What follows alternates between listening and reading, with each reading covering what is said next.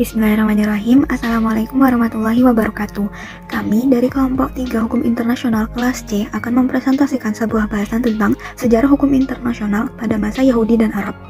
Dalam bahasan kali ini, kami akan membahas 4 submateri, yaitu yang pertama ada sumber hukum yang akan dipresentasikan lebih lanjut oleh anggota kelompok kami, yaitu Rian Akira Hafiz, Nala Aurela Mumtaz, dan Diego Hasan Susanto. Yang kedua ada subjek hukum yang akan dipresentasikan lebih lanjut oleh Dita Gasya Putri. Yang ketiga lembaga hukum yang akan dipresentasikan lebih lanjut oleh Aluzaneta Alfiani dan Mas Tajian Afifah. Dan yang terakhir ada tokoh hukum yang akan dipresentasikan lebih lanjut oleh saya sendiri, Naila Zayatul Roshida dan Rayhan Akira Hafiz. Submateri yang pertama adalah sumber hukum. Sumber hukum dapat diklasifikasikan menjadi 3, yaitu sumber hukum berupa aturan, sumber hukum berupa kebiasaan, dan sumber hukum berupa asas. Untuk yang pertama, ada sumber hukum berupa aturan. Yang pertama adalah khlaf, yaitu perjanjian damai antara kabilah-kabilah karena kecintaan mereka terhadap keluarga. Lalu yang kedua ada hukum reguler dan universal, maksudnya yaitu hukum yang lebih mementingkan kekuatan pribadi dan pendapat suku atas lainnya. Yang ketiga ada halakhoh, yaitu kumpulan hukum agama orang Yahudi termasuk hukum tertulis dalam Alkitab Ibrani dan hukum Talmud. Berikutnya yang keempat ada Al-Quran dan hadis, maksudnya yaitu 2 sumber hukum Islam yang utama. Yang kelima, kitab perjanjian lama, yang memiliki arti kebudayaan Yahudi terkait ketentuan perjanjian, diberlakukan terhadap orang asing, dan cara melakukan perang. Kemudian ada Piagam Madinah, yaitu kesepakatan antar seluruh penduduk Madinah. Dan yang terakhir adalah Piagam Atlantik, yaitu tentang 4 macam kebebasan manusia. Selanjutnya ada sumber hukum berupa kebiasaan. Sumber hukum kebiasaan bangsa Yahudi dan bangsa Arab. Yang pertama, aturan-aturan perkawinan. Bangsa Arab memiliki aturan-aturan tersendiri mengenai perkawinan, seperti halnya perceraian, poligami, dan pernikahan. Yang kedua, waris. Waris merupakan tradisi bangsa Arab. Yang ketiga, inisiasi. Sebuah perayaan ritus yang menjadi tanda masuk atau diterimanya seseorang di dalam sebuah kelompok atau masyarakat. Yang terakhir, Paskah. Perayaan yang dirayakan pada hari ke-14 dalam bulan yang disebut Nisan. Hukum berupa asas. Asas hukum pada masa Yahudi dan Arab. Yang pertama yaitu asas persaudaraan. Asas ini berarti bahwa negara-negara di wilayah Jazirah Arab memiliki ikatan persaudaraan yang kuat antar satu sama lain. Karena ikatan tersebut, beberapa negara dapat bahu-membahu dalam mengatasi permasalahan yang sedang dialaminya. Lalu yang kedua adalah asas persamaan derajat.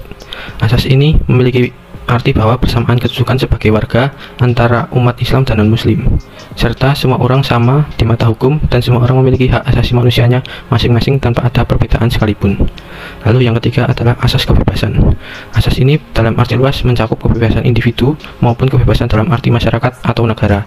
Dengan kata lain, kemerdekaan baik untuk negara ataupun manusia yang tinggal di suatu negara, seperti kebebasan berpendapat bagi seseorang. Lalu asas toleransi. Asas ini berarti hubungan antar negara tersebut dapat hidup berdampingan secara damai. Dengan kata lain, hubungan antar negara pada masa tersebut saling menghargai satu dengan yang lain. Lalu yang terakhir adalah asas kerjasama. Asas ini berarti bahwa bekerjasama saling membantu antar sesama anggota masyarakat untuk mencapai kebaikan bersama. Untuk selanjutnya, submateri yang kedua adalah subjek hukum. Subjek hukum bangsa Yahudi. Dalam bangsa Yahudi memiliki 3 kelompok besar, yaitu Bani Nadir, Bani Koinuko, dan Bani Quraidah. Untuk subjek hukum bangsa Arab, dalam bangsa Arab memiliki 2 kelompok besar, yaitu suku Quraisy yang penduduk asli Mekah dan suku Aus dan Hadzrat penduduk asli Madinah. Selanjutnya, submateri yang ketiga adalah lembaga hukum.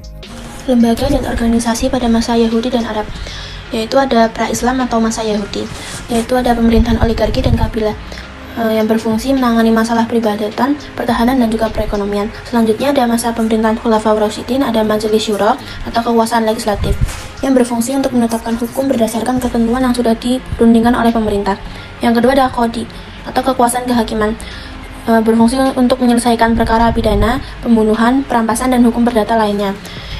Selanjutnya ada Zionisme, adalah gerakan nasional atau organisasi orang Yahudi yang mendukung terciptanya sebuah tanah air Yahudi di wilayah Israel.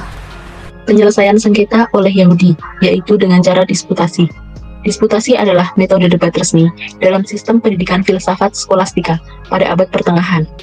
Disputasi diselenggarakan untuk mengungkap dan menetapkan kebenaran di bidang teologi maupun pengetahuan. Tertib acara disputasi bersifat tetap, yakni argumen harus berlandaskan sumber-sumber tertulis yang andal, dan para peserta debat wajib memahami secara utuh setiap argumen yang dilontarkan lawan debatnya. Untuk submateri yang terakhir yaitu tokoh hukum. Tokoh hukum Yahudi. Tokoh hukum pada masa Yahudi dijabat oleh seorang ahli Taurat. Ahli Taurat adalah para pakar dalam hukum Taurat yang menerangkan hukum Taurat itu sendiri bagi agama Yahudi. Ahli Taurat bertugas menyusun peraturan-peraturan dan ketentuan-ketentuan setiap situasi kehidupan keagamaan Yahudi. Ahli Taurat tersebar di Yudea dan Galilea sebagai guru-guru yang mengajar anak-anak dan orang-orang dewasa mengenai Taurat. Ahli Taurat juga biasa disebut sebagai cendekiawan Yahudi yang dilatih untuk mengembangkan ajaran Taurat, mengajar murid-murid baik melalui lisan maupun tulisan, menerapkan hukum Taurat dalam lingkungan orang Yahudi. Ahli Taurat yang terkenal diantaranya adalah Gamaliel dan Paulus.